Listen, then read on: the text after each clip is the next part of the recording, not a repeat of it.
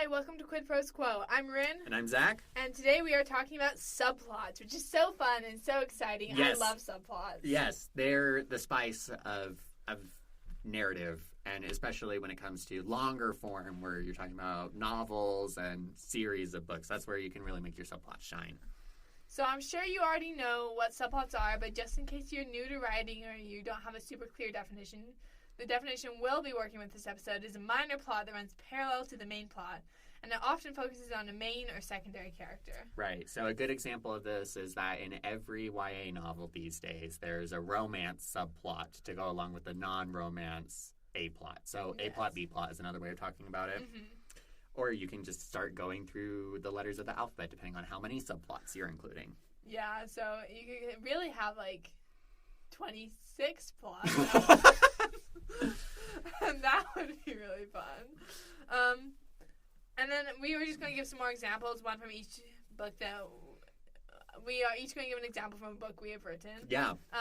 Do you want to go first? Sure. So I wrote a story a few years ago called The Black Crescent. It's about a young man who is trying to fulfill his legacy of coming from a long line of military generals and wanting to be that military general as well. Meanwhile, there's another person who is dealing with the ramifications of a life-altering and life-ending disease. I did write this before COVID, okay, guys? It's true. I read it before we even knew COVID was going to happen. So, one of the subplots I have going on in this story is that for this second character, the girl, she undergoes a religious conversion over the course of the novel. And so I will periodically break from the main plot of what's going on with the disease and what's going on with the military stuff in order to focus on her spiritual journey and how she grows and develops spiritually over the course of the novel. Awesome. Great book. Can't wait for it to be published. My book that I'm talking about is All Hail the Queen of Hearts, which is my first published novel. It is available on ckjensenauthor.com. But the All Hail the Queen of Hearts is about Alice in Wonderland, but yep. Instead of the Queen of Hearts being like, the Queen of Hearts that you see in like the Disney movie or whatever, mm-hmm. Alice is the Queen of Hearts, and she's obsessed with staying young forever. Mm-hmm. So as part of trying to stay young forever, she like conscripts all these like different parties to like try and find ways to like help her stay young forever, and one of these parties is the Mad Hatter, who can make magical tea, and she's like, oh, I want you to make me some tea that'll keep me young forever, and he's like, yeah, sure, I'll do it, but he's really more interested in his own quest, which is to make a tea that will heal a broken heart, because that's how his mom died. Mm-hmm. Which, fun fact, I wrote that story for my creative writing classes last week. Yeah. I called it Time for Tea, and it was so sad I cried. Oh, no. Well, his mom died. Like, it should be sad. It should be sad. Yeah, so we each have some experience from subplots. We read each other's books. We know we like do it pretty well. We trust each other to do subplots well. Yes. So we're going to give you a little bit of tips. We're going to give you a few tips on how to organize subplots and how to just do them well. Mm-hmm. When you're thinking about your subplots, you need to think about how it impacts the pacing of the book, because what you don't want to have happen is for the reader to be going along and then you introduce the subplot and then they're like, man, this is the boring part. Right? So the subplot needs to be able to carry the weight of the narrative, so it needs to be interesting. And when you actually decided on what the subplot is, you're going to need to find some way to organize it. And even if you're not a plotter, but you are a pantser, you will eventually need to figure out how to organize it, even if it does come after the drafting phase. So I use spreadsheets because I love me a good spreadsheet. And so what you would do is that you would go through in the spreadsheet and you would have a row or a column corresponding to each subplot, and then you go through and say, what are the major beats in the subplots?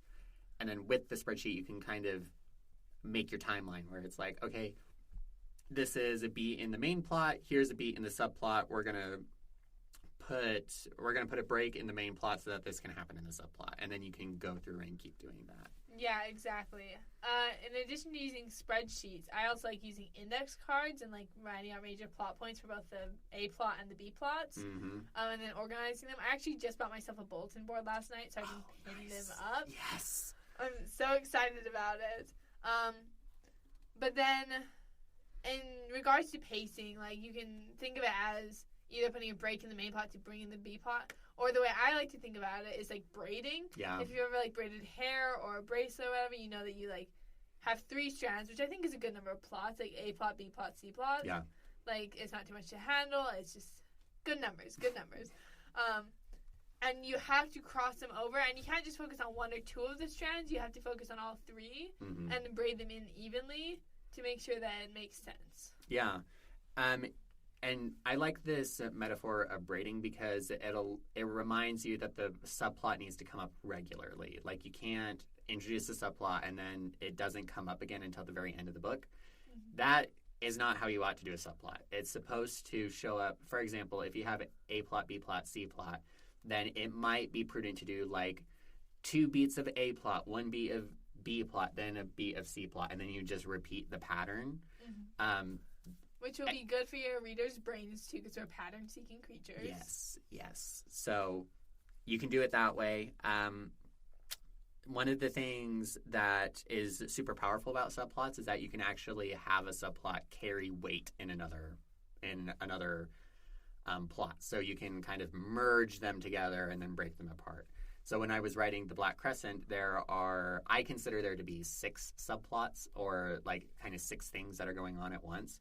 And there are certain moments in the book that carry weight in multiple plots. And when you get to the end of the book, I close off the subplots, oftentimes 2 or 3 at a time, because they all come together and they conclude based off of what happens in each of the plots. Which is another important note. Your side plots or subplots should all converge. Mm-hmm. They should all be relevant to the main plot. Like,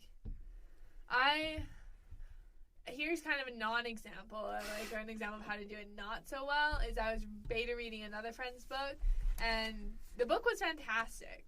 Like, it was good, but then, like, the ending was kind of Deus Ex Machina, and I'm like, hey, if you want to, like, have this subplot, like, crescendo to, like, this point, and, like, not have a Deus Ex Machina, then you need to, like, weave it in more. You gotta, like, sprinkle it. Yeah. Exactly, like, sprinkling. For all of you without the video feed, that doesn't exist. Yeah. So you have to, like, sprinkle it in. Yeah. Subplots. I got distracted by your sprinkles. Sorry. Apparently, I just can't look at you. That's just my magic power, is just to use my hands to be I like, think distraction. I just have ADHD. But yeah, that's subplots. There's a lot to go into with how to do subplots well, and so we've just barely scratched the surface here. But we hope that with this kind of intro, you can get started and start building skills from there. This has been Quid Pros Quo. Thank you for joining us, and we'll see you next time.